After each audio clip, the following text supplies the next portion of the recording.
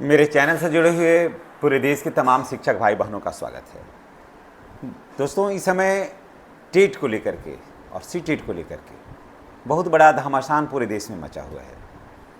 बहुत सारे शिक्षक, बाहर के तो लोग को छोड़िए, शिक्षक में ही शिक्षक को कमेंट कर रहा है कि अब क्या होगा, सारे शिक्षक हट जाएंगे, रह जाएंगे सिर्फ बीपीएससी वाले। इस तरह का बहुत सारा कमेंट, बहुत सारा। मैं बहुत सारे कमेंट को मैंने देखा, मैंने पढ़ा, फिर मुझे लगा कि कैसे कैसे लोग आ जाते हैं सिस्टम में। वो बीपीएससी से आ गए हैं तो लोग सोच रहे हैं कि बहुत बड़ा तिस्मार खां आ गए हैं, बहुत बड़ी परीक्षा उन लोगों ने पास कर ली। जैसे लग रहा है कि बीपीएससी का मेंस परीक्षा ही पास कर दिया है, वो जो मेन परीक्षा होता है, जिसे वीडियो बनकर आए हैं या आईएएस कंप्लीट करके आए हैं। बीपीएससी में TR1, TRE1 और TR2 का जो एग्ज़ाम हुआ था, उसका एग्ज़ाम का पेपर क्या था, ये किसी से छुपा हुआ है। और कैसे कैसे लोग आए थे, किसी से छुपा हुआ है। और ठीक है, आप बीपीएससी से भी आए तो वही शिक्षक बिहार में अन्य शिक्षकों पर कमेंट कर रहे हैं, नियोजित शिक्षकों पर कि और विशिष्ट शिक्षकों पर, ये बहुत बढ़िया हुआ और ये शिक्षकों को अब हटना होगा। इन शिक्षकों को हर हाल में 2 साल में सी टेट पास करना होगा, टेट पास करना होगा। और मैंने तो बीपीएससी करके आया, मैं टेट पास करके आया, मैं सी टेट करके आया, ये सारी बातें। दोस्तों, क्या वाकई टेट या सी टेट पास करना क्या शिक्षकों के लिए अनिवार्य है? नहीं, कहीं से अनिवार्य नहीं है। देखिए, अब कहिएगा क्यों? क्या मैं परीक्षा नहीं देने का मैं समर्थन करता हूँ या परीक्षा होना ही नहीं चाहिए? मैं परीक्षा का मैं समर्थन करता हूँ और परीक्षा तो होना ही चाहिए, लेकिन किसकी होनी चाहिए? परीक्षा होनी चाहिए तो किसकी होनी चाहिए? अब मैं आपसे एक सवाल मैं पूछता हूँ कि जब टेट और सी टेट वगैरह जो था वो 2011 के पहले था ही नहीं।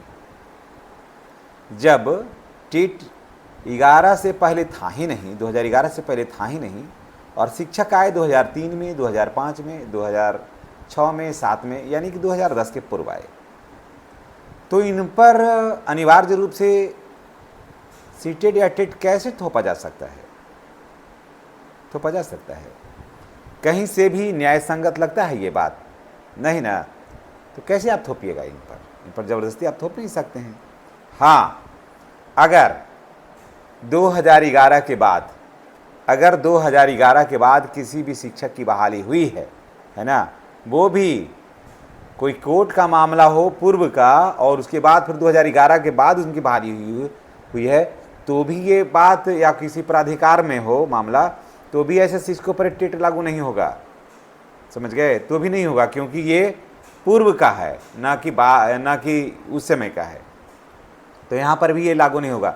मेन है कि वो नियमावली कब का है। नियमावली अगर 2011 के पूर्व का है, समझ गए, तो उन पर भी ये लागू नहीं होगा। लागू किन पर होगा? जिनकी नियमावली 2011 के बाद आई, और वैसे शिक्षक की जिनका अपॉइंटमेंट हो गया, तो ऐसे शिक्षकों के लिए टेट या सी टेट अनिवार्य है, ये कंपलसरी है। इसी बात को लेकर के देखिए, सुप्रीम कोर्ट का मैटर सुप्रीम कोर्ट का है, मैटर सुप्रीम कोर्ट का है, तो हर जगह हर कोई बात इस पर उठा भी नहीं सकता है। लेकिन अभी तक तो और किसी राज्य में नहीं, लेकिन यूपी गवर्नमेंट ने किया है कि मैं जाऊंगा सुप्रीम कोर्ट और अपनी पक्ष को मैं रखूंगा। और योगी आदित्यनाथ ने कहा है कि ये सारे शिक्षक जो थे वो 2011 के पहले नियुक्त हैं, तो फिर टेट या सी टेट देना इनके लिए अनिवार्य नहीं है, कंपलसरी नहीं है।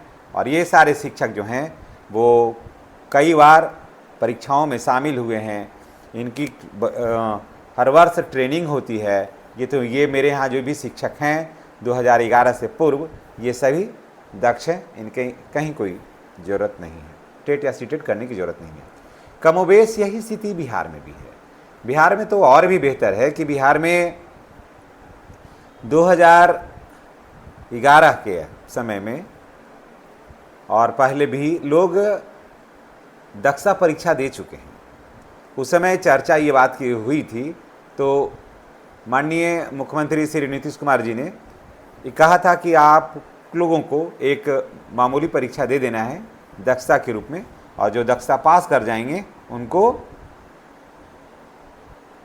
जो है वो परमानेंट रहेंगे, और जो 3 बार में दक्षता फेल करेंगे उनकी नौकरी चली जाएगी। उस समय आया था, बिहार के सारे शिक्षकों ने दक्षता दिया, सारे शिक्षक दक्षता पास किए और सभी अब सेवा में हैं। तो बिहार के शिक्षकों को तो डरने की ज़रूरत नहीं है। लेकिन एक बात है कि बिहार सरकार को इस मैटर पर आकर के कहना चाहिए कि मेरे यहाँ जो शिक्षक हैं वो कुशल हैं और दक्ष हैं, है ना। तो जी देखिए, मैटर यही होगा, शिक्षक कहीं के भी नहीं हटेंगे। एक चीज़ को जान लीजिए, पूरे देश में शिक्षक कहीं के भी नहीं हटेंगे, ठीक है। क्योंकि नियमावली जो है जो आती है, उन्हीं नियमावली उन्हीं सेवा शर्तों पर लोगों का अपॉइंटमेंट होता है, ठीक है, उसी पर लोगों का अपॉइंटमेंट होता है। तो ऐसे शिक्षकों को डरने की ज़रूरत नहीं है। हाँ, जो 2011 के बाद आए हैं वैसे लोगों को थोड़ा इस पर देखना होगा, उन लोगों को देना होगा एग्ज़ाम, इसमें कोई शर्त नहीं है। हाँ, एक और कमेंट आया था कि क्या मैंने बीपीएससी Tier 1 में मैं पास किया, मैं नियोजित शिक्षक था, तो क्या मुझे सेवा निरंतरता का लाभ मिलेगा या नहीं मिलेगा।